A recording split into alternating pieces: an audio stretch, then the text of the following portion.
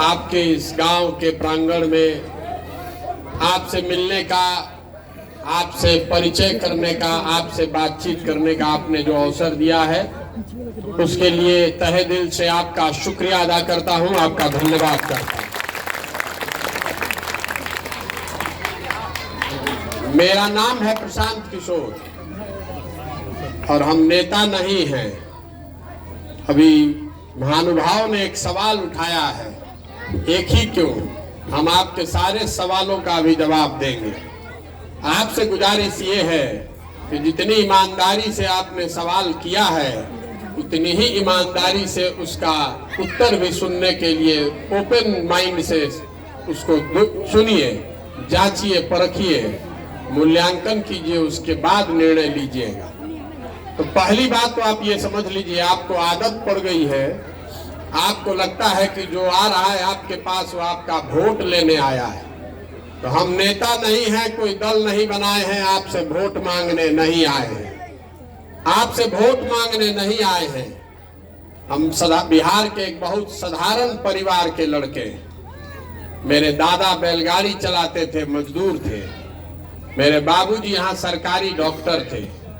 जिस सरकारी स्कूल में की शिक्षा के ध्वस्त होने की बात और आप और हम कर रहे हैं, इन्हीं सरकारी स्कूलों से पढ़कर निकले हैं। ये माता पिता का आशीर्वाद है, ऊपर वाले की कृपा है कि इन बोड़ा छाप स्कूल से पढ़कर दुनिया में जहां पर भी पहुंचा जा सकता था पढ़ाई लिखाई के माध्यम से वहां पहुंचे हैं। 10 साल तक संयुक्त राष्ट्र संघ में काम किया है, भारत में, फिर अमेरिका में, फिर अफ्रीका में। लेकिन जिस परिचय से आप हमको जानते हैं, चुनाव प्रबंधक, राजनीतिक रणनीतिकार, वो काम हमने 2011 से 2021 तक किया है। 10 बरस में ऊपर वाले की ऐसी कृपा रही है कि जिस दल, जिस नेता का भी हाथ पकड़े हैं वो कभी चुनाव हारा नहीं है। किसी दल का हाथ पकड़े हैं चुनाव नहीं हारा। लेकिन 2 मई 2021 को जिस दिन बंगाल का रिजल्ट आया, परिणाम आया, उस दिन मैंने सार्वजनिक तौर पर देश के मीडिया के सामने ये घोषणा की है कि अब जीवन में किसी भी राजनीतिक दल और नेता के साथ आगे काम नहीं करेंगे। अब आप पूछिएगा कि ऐसा क्यों? जिस काम को करके इतना नाम कमाए हैं, लोग बताते हैं कि चुनाव में सलाह लेने के लिए, चुनावों में सलाह लेने के लिए बड़े बड़े दल और नेता 2-4 लाख नहीं, 2-4 करोड़ नहीं, सैकड़ों करोड़ रुपया मुझे देते हैं। तो इतना पैसा, इतना नाम, सब कुछ छोड़ के बिहार में गांव-गांव क्यों घूम रहे हैं? पैसा छोड़ दिया, नाम छोड़ दिया, दल बनाया नहीं, आपसे वोट लिया नहीं, तो स्वाभाविक है आप ही क्यों? आधा बिहार पूछ रहा है कि जब ये वोट मांग ही नहीं रहे हैं, राजनीतिक दल बनाया नहीं है, तो आखिर इतनी बड़ी पदयात्रा क्यों कर रहे हैं? क्यों जा रहे हैं हर गांव-गांव? हम आपको वो बताने आए हैं। पदयात्रा इसलिए कर रहे हैं कि जिस राज्य में आप और हम रहते हैं, जिस राज्य में हमारे आपके पूर्वज पैदा हुए, ये राज्य बिहार, आज से 30, 40, 50 साल भी हम लोग देश के सबसे गरीब और पिछड़े राज्य थे, और आज भी देश के सबसे गरीब और पिछड़े राज्य हम ही लोग हैं। देश में सबसे ज्यादा बेकारी, बेरोजगारी, गरीबी, अशिक्षा, भुखमरी इसी राज्य बिहार में है।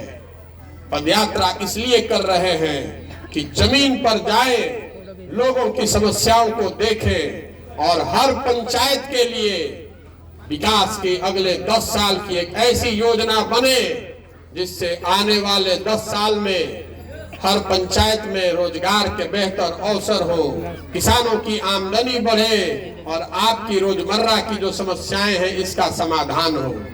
ये पदयात्रा का पहला उद्देश्य है। लेकिन हम आपकी समस्या तो हमको आज पता चलेगी जब हम आपके पंचायत में आए हैं। हमारे साथ 500 लड़के काम कर रहे हैं, तो उनको भी पता चलेगा कि आपके यहाँ सड़क पर क्या हालत है, आपके नालियों गलियों की क्या दशा है, आपके विद्यालय की क्या हालत है, आपके अस्पताल की क्या हालत है। लेकिन रउआ तो ये रहता नहीं। आप सब सारे बुद्धिमान सज्जन तो इसी गांव, इसी पंचायत में वर्षों से रहते हैं। आपको तो ये सब समस्या मालूम है, तो इसका सुधार क्यों नहीं करा रहे? कभी आपने सोचा कि आप ही की सरकार है, पहले भी रही है और आज भी है, आखिर आपकी दशा ऐसी क्यों है? हम 73 दिन हो गया हमको पैदल चलते हुए चंपारण में। माननीय, दोनों चंपारण में 73 दिन पैदल चलने के बाद एक बात बहुत विश्वास से आपको कहना चाहता हूं कि बिहार की गरीबी और बदहाली की बात तो छोड़ दीजिए। 73 दिन में जो मैंने देखा, समझा, दलितों के बाद सबसे ज्यादा बदहाली में जो समाज रह रहा है वो मुस्लिम समाज है। उनके गांव की हालत सबसे ज्यादा खराब है। आपके बच्चों की हालत, आपके सड़कों, नालियों, गलियों, आपके विद्यालय, आपके अस्पताल, 73 दिन में दोनों चंपारण, पश्चिम और पूर्वी चंपारण का शायद कोई ऐसा बड़ा मुस्लिम गांव नहीं है जहां हम पैदल चलकर नहीं गए। दलितों के बाद आपकी स्थिति सबसे ज्यादा खराब है। आखिर ऐसी स्थिति क्यों है? बिहार की ऐसी स्थिति क्यों है और उसमें भी मुसलमानों के गांव की स्थिति क्यों है, ये आपको बताने भी आए। देखिए, बिहार में हमने के बैठ के 5 बरिस खूब बतियावता नहीं जा कि कितना भ्रष्टाचार बा। सड़क नहीं थे, नाली नहीं थे, गली नहीं थे, खेत में पानी नहीं थे, लड़कन के रोजगार नहीं थे। लेकिन पिछले 30-35 सालों से बिहार में 4 ही चीज पर वोट पड़ रहा है। पहला बात, जो हिंदू समाज है उसमें ज्यादातर लोग ये कहते हैं कि बात चाहे कुछ भी करे, चुनाव के दिन कहेगा कि हमारा जात का उम्मीदवार कौन है, चलो उसी जात को वोट दे देते हैं। जो आदमी जात से बच गया उसको धर्म के नाम पर, हिंदू मुसलमान के नाम पर घेरा जा रहा है। सारा हिंदू एक हो जाओ, मुसलमान को नहीं जीतने देना है। आपको भी लगता है कि सारा हिंदू भाजपाई हो गया, हमको भी एकजुट होने की जरूरत है, तो हिंदू मुसलमान के नाम पर बट गए। जे दोनों से बच गई तो कहता कि ए भैया कतनो खराब बा, कतनो जिहल दुश्वार बा, लेकिन लालू जी वाला अपराध के राज ना चाहिए। कम से कम कोई आके अपहरण तो नहीं खे करत, कोई आके गोली तो नहीं खे मारत, तब रो के चाहेगा कि चलो भैया भाजपा के दे दो कोई सब। और चौथा समाज है, चौथा वर्ग है आपका, हमारे माइनॉरिटी भाइयों का। आप कहते हैं कि अब जी ही चाहे मरी, जौन दुर्दशा होके। बिहार में 2 पार्टी बा, एगो मोदी जी के भाजपा, एगो लालू जी के ललटेन। नीतीश कुमार के तो भरोसे नहीं कि कभी ललटेन पकड़ के लटकल बाड़न, कभी कमल पर चिपकल बाड़न, तो उनका बदलवा भरोसे ना कर सकते।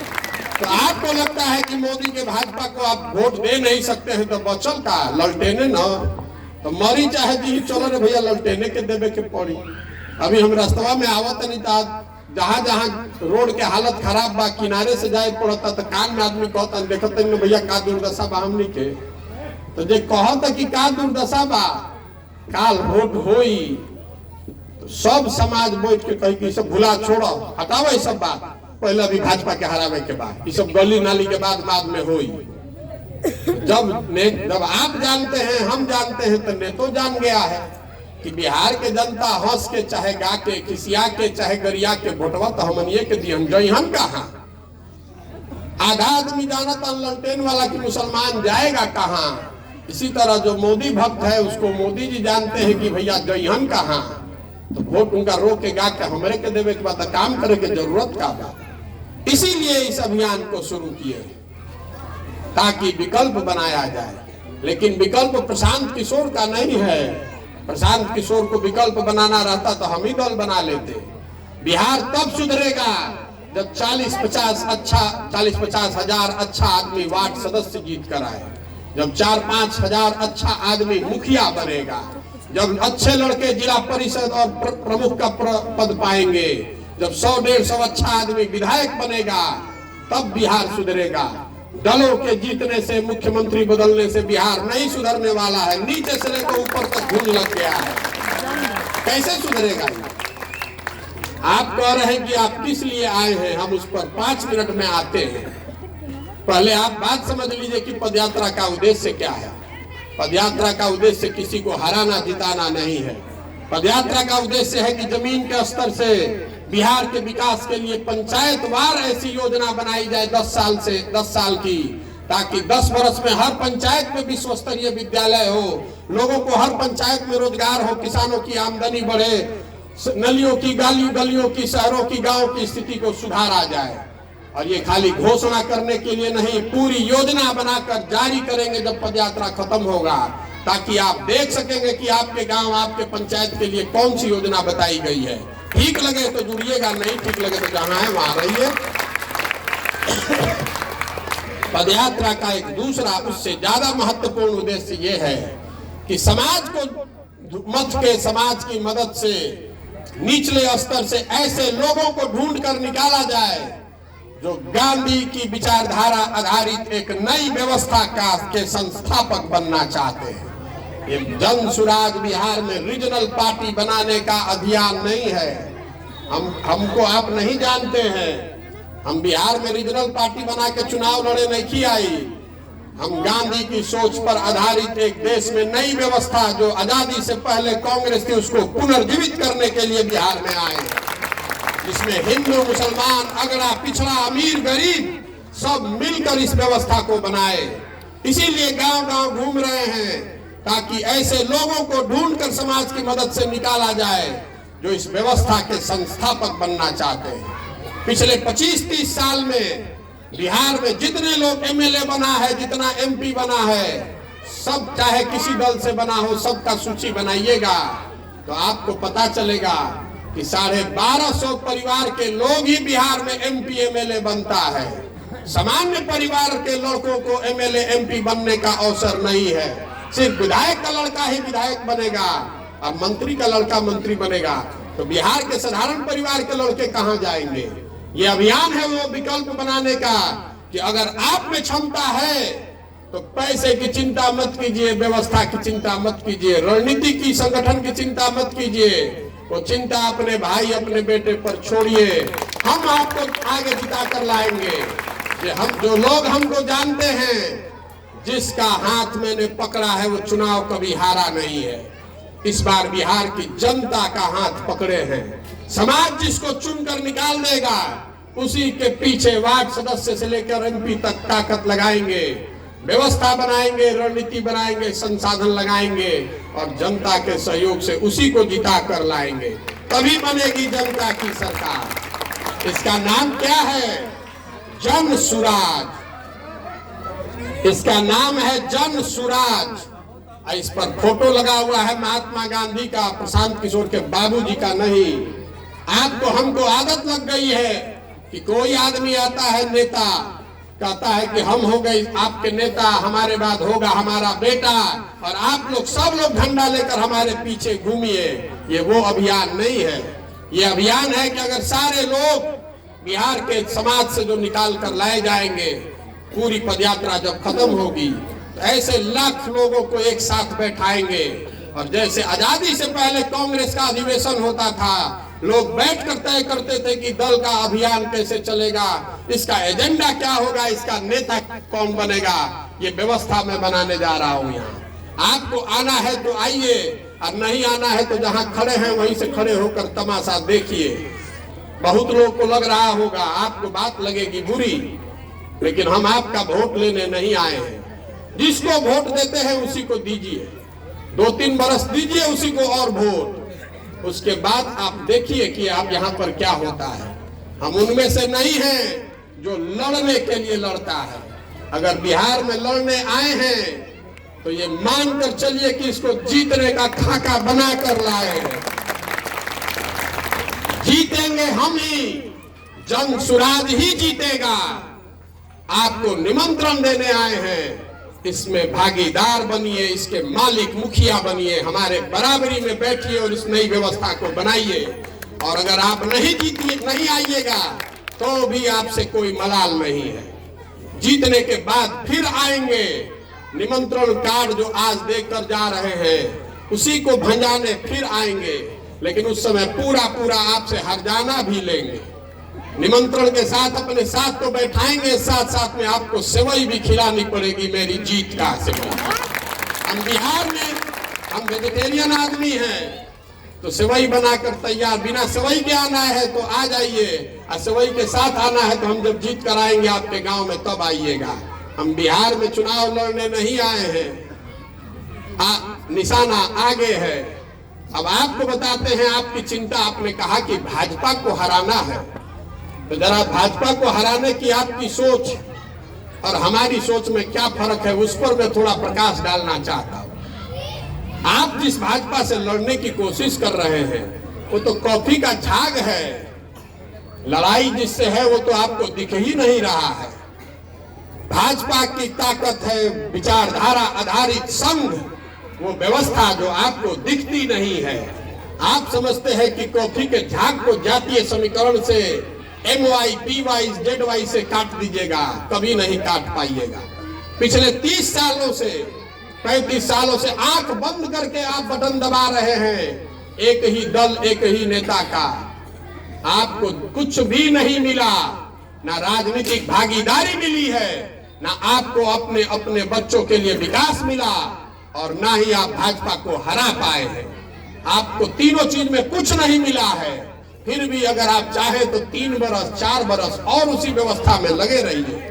अब आपके सीधे 4 सवालों का जवाब देता हूं। पहला सवाल, लोग कह रहा है ये भैया महागठबंधन के मदद काहे नहीं की कर दे, इन्हीं की मदद क्यों नहीं करते हैं, भाजपा को क्यों नहीं हराते हैं। तो आपकी समझ पर, आपकी उस समझ से उठे हुए सवाल का जवाब देना चाहते हैं। आपको लगता है कि अगर महागठबंधन का हम मदद कर देंगे तो महागठबंधन से आप भाजपा को हरा देंगे। मेरे भाई, सबसे पहली गलती तो आप ये कर रहे हैं कि आपकी लड़ाई बिहार में नहीं है, आपकी लड़ाई यूपी में है। जो समझदार लोग हैं उनको समझ में आनी चाहिए ये बात। दूसरी बात, महागठबंधन को पहली बार ये शब्द ही प्रशांत किशोर ने लिखा 2015 में। उससे पहले तो आपको मालूम ही नहीं था कि महागठबंधनों करके कोई चीज होता है। आप जानते थे गठबंधन। 2015 में पहली बार महागठबंधन का प्रयोग देश में मैंने कराया बिहार में, लालू जी नीतीश जी कांग्रेस को जोड़कर, और आपके सहयोग से जिताया गया। 2015 में जीतने के बाद मैं गया पंजाब, और नीतीश कुमार बिना किसी वजह के उस महागठबंधन को छोड़कर चले गए भाजपा में। तो यहाँ पर बैठे हुए जितने लोग हम पर सवाल कर रहे हैं, हम आपसे सवाल करना चाहते हैं कि आप में से कौन वीर है जो लिख कर ये देने को तैयार है कि आज हम नीतीश कुमार की महागठबंधन की मदद कर देंगे और वो आदमी फिर नहीं भागेगा। अगर फिर 2 बरस हम मेहनत करके उसको जिता दे और फिर वो आदमी भागेगा तो आप उसके लिए क्या हरजाना भरिएगा, तैयार होइए। हम आपको लिख कर जाते हैं, आज की तारीख और ये जगह मुकर्रर कर लिख लीजिए। आप एक बार आंख बंद करके महागठबंधन को वोट दे दीजिए, और अगर न फिर से ठगे गए, न नीतीश कुमार छोड़ के महागठबंधन भागे, तो हमारा गर्दन पकड़ लीजिएगा। आप कितना जानते हैं नीतीश कुमार? बहुत हुआ होगा तो 2-4 को भाषण सुने होंगे, 1-2 बार जीवन में मिले होंगे। हम उस आदमी के साथ 2 साल उनके घर में साथ में रहते थे। आज भी नीतीश कुमार चाहते हैं कि हम उनके साथ चले जाएं। क्यों नहीं जा रहे हैं? इसलिए नहीं जा रहे हैं कि ये आदमी 15 में धोखा करके भागे। फिर मैंने इनकी मदद की 2017-18 में। आपको याद होगा, इनके पास सिर्फ 2 मेंबर पार्लियामेंट थे लोकसभा में 2014 के चुनाव में। 19 के चुनाव में भाजपा के पास 30 MP थे बिहार से। हमने दबाव बनाकर रणनीति के तहत भाजपा और इनमें समझौता कराकर 17-17 कराया। तय हुआ था कि 17-17 हो गया तो भाजपा की MP की संख्या बिहार में कम होगी, और जीतने के बाद हम लोग इससे अलग हट जाएंगे। अलग हटने के बाद तो छोड़ दीजिए, जिस दिन ये आदमी 17 में 16 जीत गया, उसी दिन हम ही को समझा रहा है कि नहीं यही में हमने के ठीक बानी जा। बात वही नहीं खत्म हुई। आपको याद होगा जून 2019 में CA-NRC आया। उस समय में नीतीश कुमार के साथ था। दल में उनके बाद दूसरे नंबर का हैसियत रखने वाला आदमी था। दल में तय किया गया था कि CA-NRC के विरोध में हम लोग रहेंगे। एक दिन टीवी पर हम लोग देख रहे हैं कि जनता दल यूनाइटेड ने CA-NRC के पक्ष में मतदान कर दिया। तो मैंने आकर नीतीश जी से पूछा कि भाई, हम लोगों ने तय किया था कि हम लोग CA-NRC के विरोध में हैं, तो हम लोगों ने इसके पक्ष में मतदान क्यों कर दिया? तो उनका जवाब सुनिए। उसी एक जवाब की वजह से आज तक मैं नीतीश कुमार के साथ नहीं हूं। उन्होंने ये नहीं कहा कि मैंने निर्णय बदल दिया, उन्होंने कहा कि इसमें चिंता की कोई बात नहीं है। आप बाहर अभी जाइएगा, प्रेस वाले सब खड़े हैं, उनसे आप कह दीजिए कि बिहार में सीए एनआरसी लागू नहीं करेंगे हम लोग। हम तो दौरा पर थे, पार्लियामेंट में एमपी सब अपने में बात करके वोट दे दिया। उसी दिन मैंने तय कर लिया कि इस आदमी पर जीवन में भरोसा आप नहीं कर सकते हैं, नहीं हमारे साथ है ना भाजपा के साथ। ये दोनों आदमी को आप चूना लगा रहा है। इसीलिए, और सिर्फ कहने की बात नहीं है, उनके पार्टी में रहते हुए उनको छोड़कर बंगाल गए, क्योंकि सीए एनआरसी पर मैंने विरोध किया था। जरा याद तो करके देख लीजिए। हमको आप पूछ रहे कि भाजपा को मजबूत और कमजोर। जिस दिन सीए एनआरसी की तलवार गर्दन पर लटकी तो सीए एनआरसी कैसे रुका देश में। बिहार में जो लोग इस विषय को जानते समझते हैं, सीए एनआरसी कैसे रुका। जिस दिन भाजपा को बंगाल में शिकस्त दी गई उस दिन सीए एनआरसी रुका है। किसी धरना प्रदर्शन से सीए एनआरसी रुकने वाला नहीं था।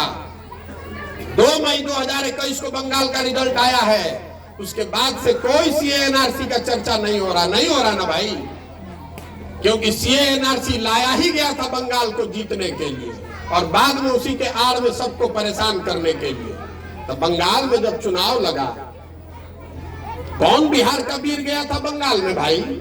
आप गए थे कि तेजस्वी यादव गया था? कौन गया था? हमसे आप सवाल करते हैं। नीतीश कुमार उस समय भाजपा के साथ बैठ के रबड़ी खा रहे थे, सरकार चला रहे थे, और तेजस्वी यादव नहीं गए थे।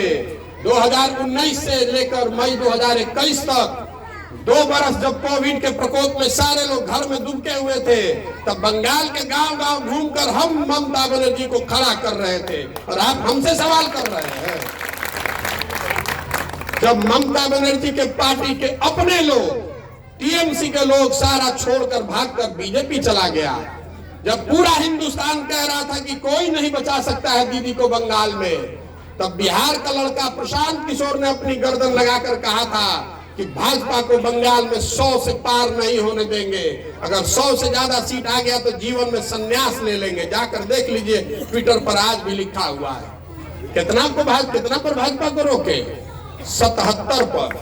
और आप में से कोई सज्जन वहां आए होंगे, आप अकेले नहीं, सैकड़ों लोग आए होंगे ये कहने, ज्ञान देने कि भैया भाजपा को बंगाल में हराना है तो महागठबंधन बनाई, लेफ्ट को और कांग्रेस को भी साथ में लीजिए। आपको चुनाव लड़ने का कितना अनुभव है? महागठबंधन को पूरे भारत में एक ही सफलता मिली है 2015 बिहार में। उसके बाद जहां जहां महागठबंधन का प्रयोग किया गया है हर जगह भाजपा जीती है। आपको समझ में नहीं आ रहा है। असम में महागठबंधन बनाया गया, असम में 37% मुसलमान है, वहां भाजपा जीत कर आई। बंगाल में हमने महागठबंधन नहीं बनाया, वहां 28% मुसलमान है, हम भाजपा को 77 पर आउट करके आ रहे हैं। और आपको लगता है कि महागठबंधन बना के आप जीत जाइएगा? महागठबंधन बिहार में बना हुआ है। सत्य की एक अपनी ताकत होती है। हम रोज कह रहे हैं, देखिए ऊपर वाले की कृपा, रोज महागठबंधन यहाँ चुनाव हार रहा है। आपको कह के जा रहे हैं कि ये महागठबंधन में आप चाहे जितनी ताकत लगा दीजिए, आप इस महागठबंधन को नहीं जिता सकते हैं। देखिए गोपालगंज में हारे, कुढ़नी में हारे, और एक जो जीते हैं वो तो बाहुबल का चुनाव था। एक भी चुनाव है भाजपा को बिहार में नहीं हरा सकते। आपको लगता है कि महागठबंधन तो यूपी में बना था, सपा बसपा का, जीत गए, वहां तो भाजपा जीती। ये आपका भ्रम है। सिर्फ दलों को और नेताओं को जोड़कर चुनाव नहीं जीता जा सकता है। जीतना अगर चाहते हैं, लड़ना चाहते हैं भाजपा से ईमानदारी से, तो विचारधारा आधारित नई व्यवस्था बनाइए। नहीं तो जातियों के समीकरण में पढ़ के ना विकास मिलेगा, ना सुरक्षा मिलेगी, ना जीत मिलेगी। ये 10 साल का मेरा अनुभव है। 2000 कहते हैं कि भाजपा को किसने हराया, कौन भाजपा से लड़ रहा है? 2015 में बिहार में भाजपा को हमने हराया, हराने में अपना कंधा लगाया। 2017 पंजाब में अकाली और भाजपा की सरकार को कांग्रेस ने जो हराया उसमें कंधा हमने लगाया।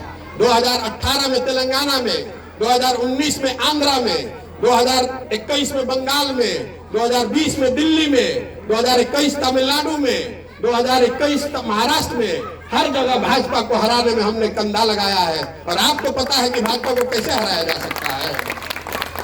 आपको पता ही नहीं है मंत्र, और आप झूठ मूठ का उसके ज्ञानी बन रहे हैं। भाजपा को हमने देखा 10 साल, ये अनुभव किया, जब तक आप एक राज्य जीतते हैं और दूसरे राज्य में जाते हैं, भाजपा वाला पहले हुए राज्य को अपने साइड मिला लेता है। जब मैं 15 जीता बिहार, जब तक मैं पंजाब पहुंचा तब तक उसने नीतीश कुमार को अपने साथ मिला लिया। 17 में हम जीते पंजाब, जब तक हम तेलंगाना जीतेंगे तब तक अमरिंदर सिंह को मिला लिया। जब तक हम बंगाल 21 में जीते तो 18-19 में जीते हुए तेलंगाना और आंध्रा को बीजेपी ने मिला लिया आपस में। इसीलिए मैंने तय किया कि नहीं, ये व्यवस्था से इनको नहीं हराया जा सकता है। इनको अगर हराना है तो एक ही बार में काटना होगा, और उसका रास्ता यूपी बिहार है। और यूपी बिहार में विचारधारा आधारित नई व्यवस्था खड़ी की जाए जो इनसे लोहा ले सके, चाहे 2 बरस लगे कि 10 बरस। किसी को ये संकल्प लेकर आगे बढ़ना पड़ेगा। जिन लोगों ने भाजपा को संघ को बनाया होगा, वो पहले दिन एक ही दिन में सफलता नहीं मिलती है। लोगों ने वर्षों तक पसीना बहाया है। आपको शॉर्टकट की आदत लग गई है कि कोई जाके समीकरण बना ले, टोपी लाल लगा ले और जाकर वहां चुनाव जीत कर आ जाएंगे। यूपी में आपने सोचा कि आप भाजपा को हरा दीजिएगा, हरा पाए? बंगाल में इसलिए हरा पाए कि 2 साल कड़ी मेहनत की गई, उस पर प्रयास किया गया, सामाजिक और राजनीतिक गठजोड़ बनाया गया। यूपी में आपने सिर्फ 2 जातियों का समीकरण बनाया, बुरी तरह हार कर वापस आ गए। इसलिए ये व्यवस्था बना रहे हैं। अब तीसरी बात जो आपके मन में एक सवाल है, लोग कह रहा है कि भाई प्रशांत किशोर इतना बड़ा अभियान कर रहे हैं, इसके लिए पैसा कहां से आ रहा है? अब आपके इस सवाल पर मुझे हंसी भी नहीं आ रही है और रुलाई भी नहीं आ रहा है। आपके विवेक पर, आपके अनुभव पर 10 साल तक जो हम काम करते थे, तो पेपर मीडिया में आप पढ़ते थे कि प्रशांत किशोर जो काम करते हैं इसके लिए सैकड़ों करोड़ रुपया इनको मिलता है। और आज हमको गाड़ी 100 को चलाने के लिए, 500 लड़का को रखने के लिए पैसा नहीं मिलेगा।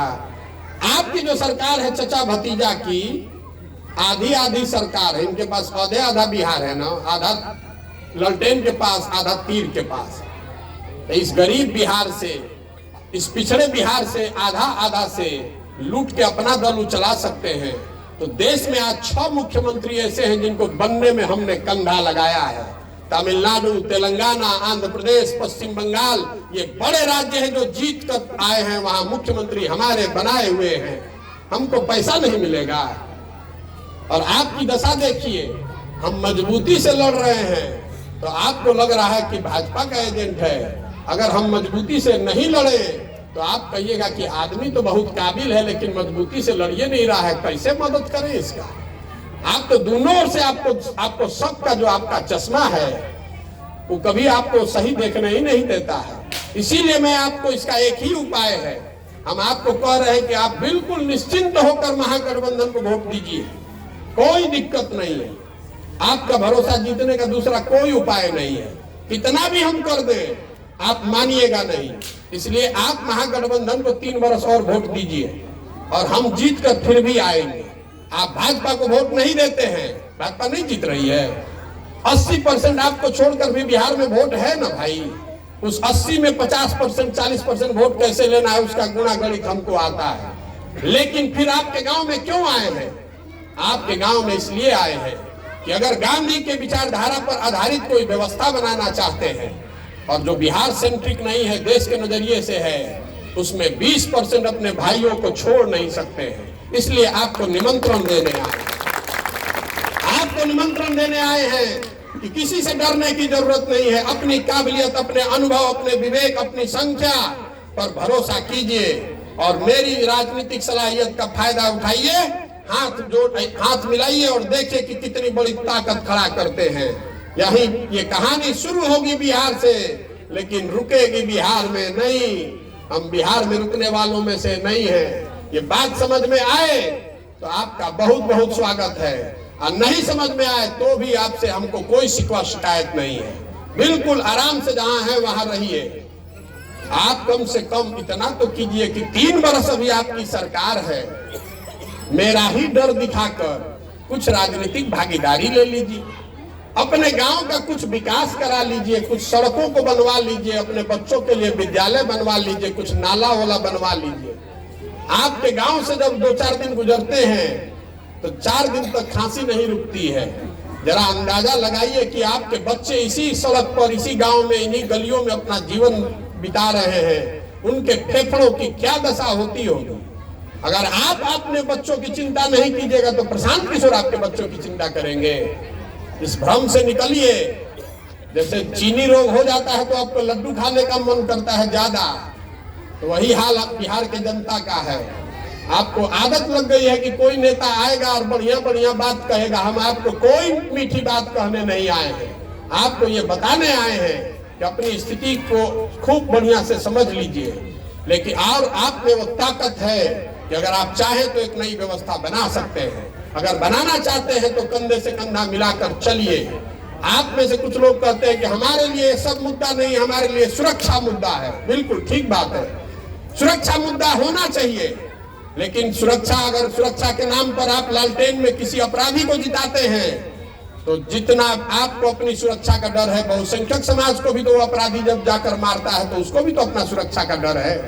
तो बहुसंख्यक समाज उस अपराधी को नहीं देखता है, फिर वो मुसलमानों को देखता है।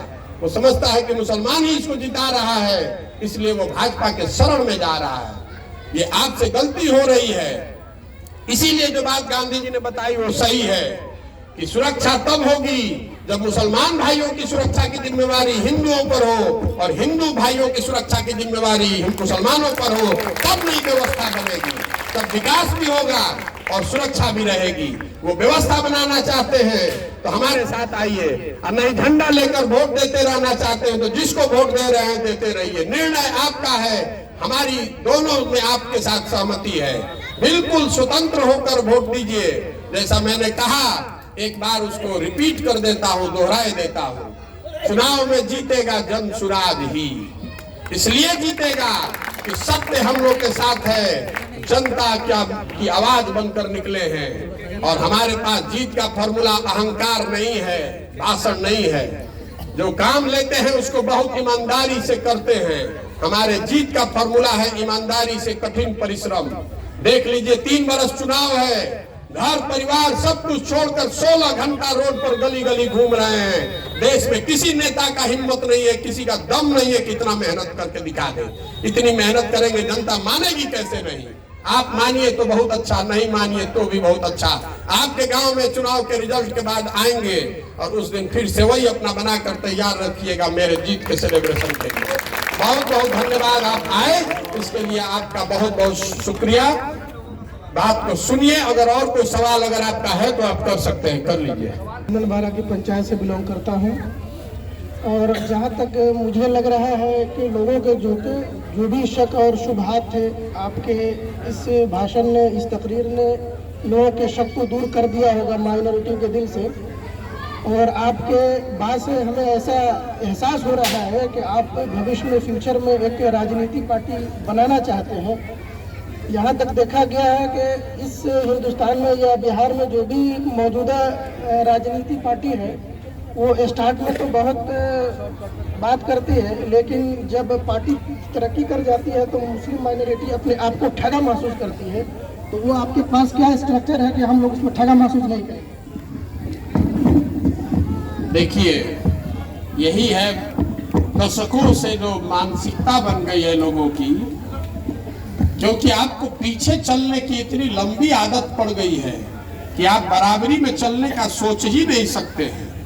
हमने दल अगर क्यों नहीं बनाया है, दल हम अगर बना लेंगे तो आपका सवाल जायज है। कोई आकर ये थोड़े कहेगा कि हम आपको अभी साथ लेकर चलने वाले हैं, बाद में आपको ढकेलने वाले हैं। इसीलिए मैं क्या कह रहा हूँ कि इस दल को प्रशांत किशोर नहीं बनाए।